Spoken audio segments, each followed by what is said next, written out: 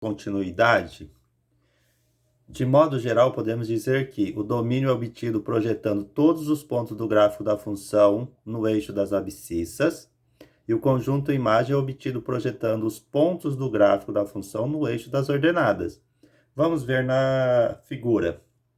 Então, nós temos aqui esse gráfico. Vamos supor, eu vou pegar todos os pontos aqui e projetar sobre o eixo X. O que acontece? Isso aqui. Então, onde vai estar a minha imagem? Vai estar entre 2 e 5. Então, desculpe, onde vai estar o domínio? Entre 2 e 5, porque todos os pontos entre 2 e 5, quando eu projeto, como se eu pegasse e jogasse esses pontos que estão sobre essa linha vermelha para baixo, ele vai dar entre 2 e 5. E quando eu projeto em direção ao eixo Y, imagine que eu coloque uma luz desse lado e faça essa projeção. Vai acontecer o quê? Exatamente a imagem entre 1 e 4. Então, é isso que é o domínio. O domínio é a projeção do gráfico sobre o eixo X e a imagem é a projeção sobre o eixo Y. Olha esse outro exemplo. Eu faço a projeção, esses pontos que estão acima do eixo X eu projeto para baixo. Então, vou obter aquela parte ali. E os pontos que estão embaixo eu projeto para cima. Supondo como aqui essa linha ela é infinita, o domínio vai até mais que infinito. E a imagem eu vou projetar dessa forma. O que está do lado esquerdo do eixo Y eu projeto do lado esquerdo, e o que está do lado direito eu projeto do lado direito, obtendo essa imagem. Vamos pegar um exemplo. Dada a função g de z em R, ou seja, ela pega números inteiros em reais, definida por g de x igual a 2x mais 5, pergunta-se: qual é a imagem de 1? 1 é a imagem de qual número? Determine x tal que g de x seja igual a menos 3. Existe algum valor do domínio cuja imagem é zero? Então, para o item A, ele pergunta qual é a imagem de 1. Eu vou pegar a função g de x igual a 2x mais 5 e substituir o x por 1. Então, eu pego x igual a 1 para o item A. Substituindo g de 1, estou substituindo o x por 1, vai ficar 2 vezes 1 mais 5. 2 vezes 1 é 2, mais 5, 7. Então, a imagem do número 1, nesse caso, é 7. Então, g de x, eu quero saber assim, 1 é a imagem de qual número? Então, eu vou pegar g de x igual a 1. Eu não vou substituir no lugar do x. Vou dizer que o meu g de x vale 1. Mas quem que é g de x? É o 2x mais 5. Então, 2x mais 5 igual a 1. Aí eu tenho uma equação do primeiro grau. Como que eu resolvo essa equação?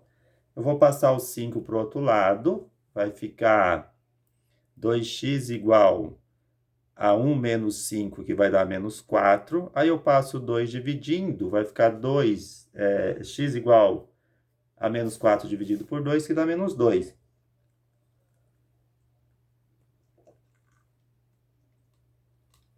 Determine x tal que g de x seja igual a menos 3. É o mesmo caso do item B. Eu vou pegar 2x mais 5 igual a menos 3. Eu passo 5 somando, subtraindo, vai ficar 2x igual a menos 8.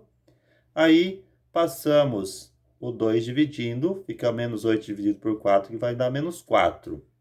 E, por fim, eu pego e igualo g de x igual a zero, porque está assim, existe algum valor do domínio cuja imagem é zero? Então, eu vou pegar g de x igual a zero, igualo a função 2x mais 5 igual a zero, 2x igual a menos 5, passa o 2 dividindo, vai ficar menos 5 sobre 2. Como não dá divisão exata, nós podemos deixar na forma de fração. Um próximo exemplo. Determine as raízes das funções abaixo se existirem. Então, f de r em r, sendo f de x igual a x mais 3. O que vem a ser a raiz da função? A raiz da função é o valor que dá zero na função. Então, o que eu tenho que fazer? Eu vou pegar a função e dizer que ela vale zero, f de x igual a zero. Aí, nós vamos pegar x mais 3 igual a zero. Eu passo o 3 para o outro lado, fica x igual a menos 3. Então, a raiz da função é menos 3. Então, se eu quero calcular a raiz de uma função, eu pego a minha função, no caso é x mais 3, igual a zero.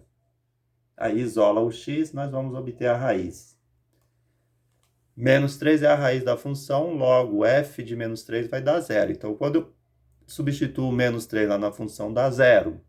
No item B, g de a em b, sendo f de x igual a menos x mais 3, com a menos 2, 1 e 3, e p 0, 2, 3, 5, 7. Então, aqui foi definido um conjunto A só com 3 números e um conjunto B com esses outros 3 números. Então, g de x tem que dar zero. Então, se é raiz, eu tenho que igualar a zero. Então, menos x mais 3 igual a zero. Passa o 3 para o outro lado, x igual a 3. Então, 3 é a raiz da função, portanto, g de 0 igual a 3. Para o item C, o domínio está escrito lá h de n e r. Então, o domínio é números naturais. Então, eu vou pegar h de x, vou igualar a zero. Quem que é h de x? X quadrado menos 4. Então, eu igualo x quadrado menos 4 igual a zero. Então, eu vou passar o 4 para o outro lado, vai ficar x quadrado igual a 4. Extraio a raiz. Menos 2 não pertence ao domínio. Então, a função h, assim, somente 2 é a raiz da função. Porque quando eu extrair a raiz aqui, não apareceu, vai ficar mais 2 e menos 2. Que está x quadrado, eu vou extrair a raiz. Então, o único que serve é 2, porque é conjunto dos números naturais. O gráfico a seguir mostra a variação da temperatura T em graus Celsius de uma substância em função do tempo, T em segundo. Vamos usar este exemplo para falar sobre raízes e sinais de uma função. Observe o seguinte, que a 0 hora, nós vamos considerar ali a 0 hora, a temperatura era de 20 graus. Aí, às 5 horas até chegar a 15 horas, a temperatura foi diminuindo. Aí, depois ela volta a subir. Ali ele está calculando a temperatura em mais de um dia. Então, considerando as horas, assim, mais de um dia. Porque chega a 60 horas, como o dia tem 24 horas, ali teria mais ou menos 2 dias e meios. Então, observe que ele começa, a temperatura está 20 graus, ele desce lá no ponto B para 15 graus, aí lá no ponto C ela é 0 graus, lá no ponto D também é 0, e no ponto E ela é negativa menos 10. Então, observe que nessa parte aqui está acima do eixo X, a temperatura é positiva, abaixo do eixo X, a temperatura é negativa e assim por diante. Então, o que nós temos? Que a temperatura é zero nos instantes em t igual a 15 segundos. Então, em 15 segundos, ela vale zero. Em 40 segundos também ela é zero. Em 50 segundos ela também é zero. Dizemos que 15, 40 e 50 são as raízes ou zero da função. Ou seja, o que é a raiz de uma função? É onde o gráfico da função corta o eixo x, que são os pontos B, C e D. Então, a gente considera sempre a raiz da função isso, onde ela vale zero. No caso aí, como a gente está falando de temperatura, onde a temperatura vale zero. A temperatura é positiva para T maior que zero, nos trechos de A até B. Observe que o gráfico está acima do eixo. E de C a D. São partes do gráfico cujos pontos estão acima do eixo das abscissas, ou seja, eixo X. E a temperatura é negativa para T menor que zero, nos trechos BC e DE. São as partes do gráfico cujos pontos estão abaixo do eixo das abscissas. Então, olhando para esse gráfico, o que nós temos? Que T é maior que zero entre 0 e 15 e entre 40 e 50. Observe lá. Então, aí, nesses pontos, a temperatura ela é zero. Desculpe, é positiva. T é negativo em que trechos? Entre os pontos B e C, que é entre 15 e 40, e também entre 50 e 60. Então, nesses intervalos, a temperatura é negativa. Então, a imagem é negativa. Então, estudar o sinal da função é ver onde ela é positiva e onde ela é negativa. Por exemplo, analisar as raízes e os sinais da função cujo gráfico é a linha vermelha da figura. Aqui é negativo e aqui ela é toda positiva. Então, raízes menos 2 e 4, porque é onde ela passa no eixo X. Sinais y maior que zero, ou seja, y é positivo. Aonde que ela é positiva? Entre menos 2 e 4 e maior que 4. E onde que ela é negativa? Y menor que zero para x menor que menos 2. Então, isso é fazer o estudo do sinal. Ver aonde a função é positiva, tem imagem positiva, onde a função tem imagem negativa e quais são as raízes da função. Vamos analisar esse outro gráfico. Analise as raízes e os sinais da função cujo gráfico é a linha vermelha da figura. Observe que esse gráfico não corta o eixo X, ou seja, ele não tem raiz. E ele está todo acima do eixo X. Isso quer dizer o quê? Que a função ela é positiva para todos os valores. Então, a função não tem raiz reais, porque o gráfico não corta o eixo X. O gráfico está todo situado acima do eixo X. Por y é maior que zero para todo x real. Quando eu falo y maior que zero, estou dizendo que a imagem é positiva para todo número. Agora, olhando para esse outro gráfico. O gráfico abaixo representa a função y igual a f de x. Determine as raízes de f, os valores de x para que f de x seja maior que zero, ou seja, onde a função é positiva, tem imagem positiva, e os valores de x para que f de x seja negativa, ou seja, onde ela está abaixo do eixo x. Então, o que a gente observa? Que as raízes são 4 e 6, que é onde o gráfico corta o eixo x, que são esse e esse ponto. De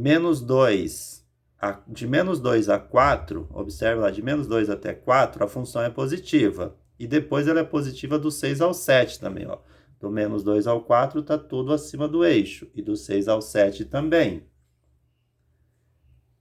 E onde que ela é negativa? Do 4 até o 6.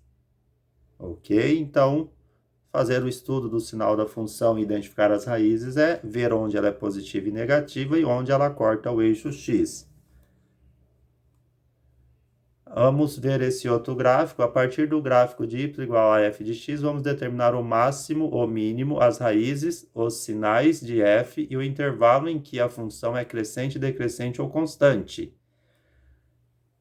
Quando fala-se máximo e mínimo, é o quê? É ver onde a função tem um valor mais alto, onde tem a imagem mais alta, e onde ela tem a imagem mais baixa. Então, o domínio, o que é o domínio? Ele começa lá no menos 3 e vai até o 4. A imagem, se você observar, vai de menos 2 a 2, que é a altura mínima e a altura máxima que ele atinge. O mínimo é menos 2. Que esse ponto aqui tem a imagem menor, menos 2. O máximo é 2, que é o ponto mais alto do gráfico. O f de x igual a zero, onde que ela corta o eixo x? No menos 2, no 0 e no 3. Aqui no menos 2, 0 e 3. E f de x é positiva aonde? Onde que ela é maior que zero? Nesses dois espaços, entre menos 2 e 0, e entre 3 e 4. E onde que f de x é menor que zero, ou seja, negativa? Nesses dois espaços, entre menos 3 e menos 2, e entre 0 e 3. A partir do gráfico de y igual a f de x, vamos determinar máximo e mínimo, não é o mesmo exemplo.